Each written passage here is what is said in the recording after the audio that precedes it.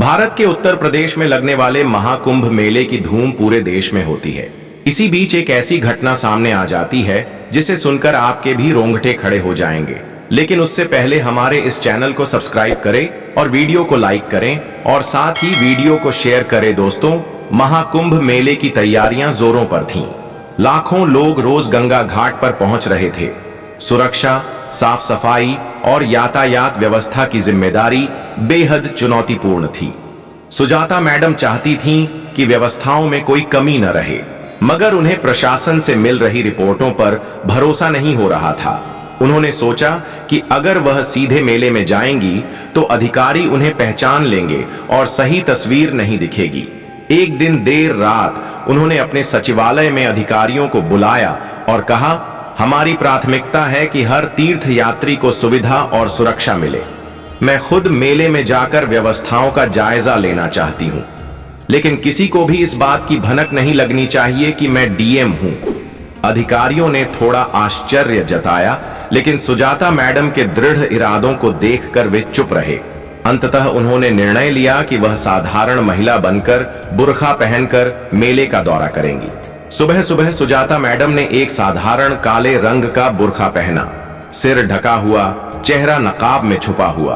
उनके साथ सिर्फ 2 विश्वसनीय सहयोगी थे जो भीड़ में अलग अलग जगह खड़े थे। जैसे ही वह मेले में पहुंची, उन्होंने एक तीर्थ यात्री के रूप में वहां का माहौल महसूस करना शुरू किया। सबसे पहले वह गंगा घाट की ओर बढ़ी। वहां उन्हें श्रद्धालुओं की भारी भीड़ दिखाई दी। गंगा में स्नान करने के लिए लोग लंबी कतारों में खड़े थे। कई वृद्ध महिलाएं और बच्चे परेशान दिख रहे थे।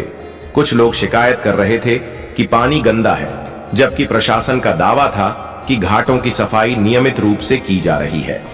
सुजाता मैडम ने चुपचाप लोगों की बातें सुनी। इसके बाद वह भोजनालय की तरफ गईं।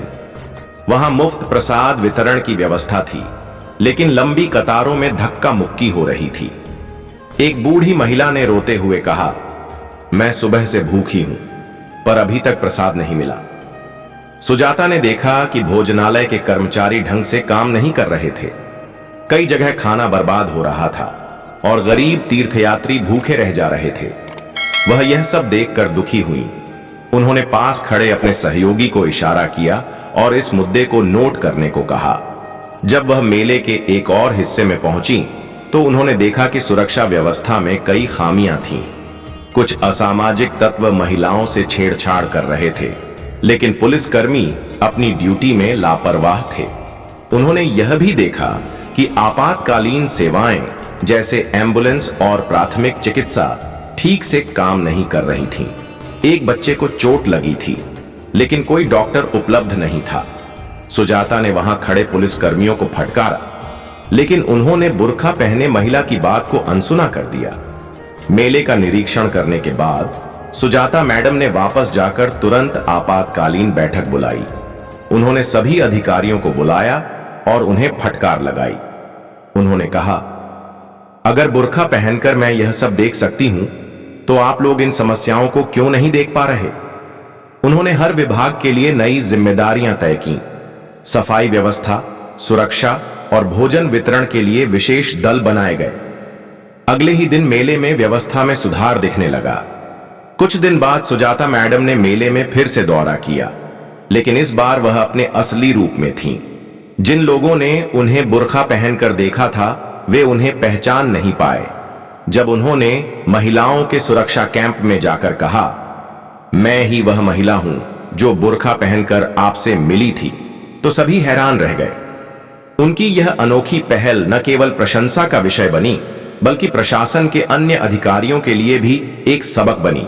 उन्होंने साबित किया कि अगर एक अधिकारी अपने कर्तव्य के प्रति ईमानदार हो, तो किसी भी चुनौती का समाधान निकाला जा सकता है।